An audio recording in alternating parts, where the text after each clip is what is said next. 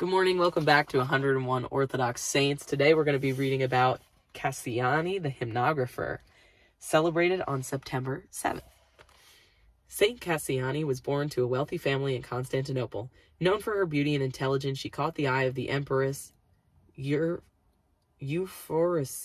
who brought St Kassiani to the bride show for her son, the Emperor Theophilus.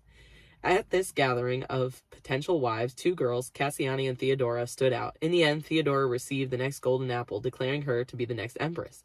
St. Kassiani was relieved and left to become a nun. She founded a monastery, became an abbess, and spent her time composing liturgical music and poetry, which made her highly unusual in a male-dominated field. Dozens of her hymns are still sung today. St. Kassiani retired to the island of Knossos in her later years, where she reposed peacefully, leaving behind her legacy of faith and beautiful hymns. St. Kassiani was known for her great wit.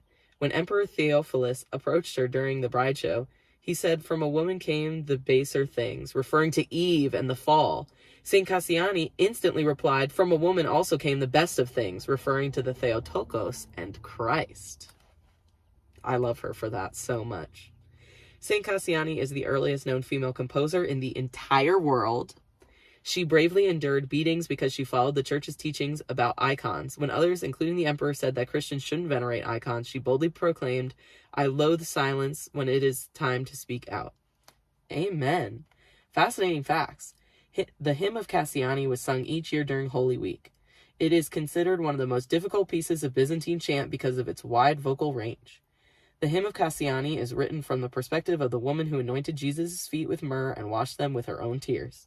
As an abbess, and after the death of St. Theodora, St. Kassiani was composing the famous hymn which she was visited by the Emperor Theophilus. She quickly hid in a closet, not wanting to be seen. He saw the hymn and added his own line, "Those feet whose sound Eve heard at the dusk in paradise, and hid herself in fear." St. Kassiani approved and kept the line in the hymn. Very interesting. Here she is in illustration and in icon. Thanks for joining us.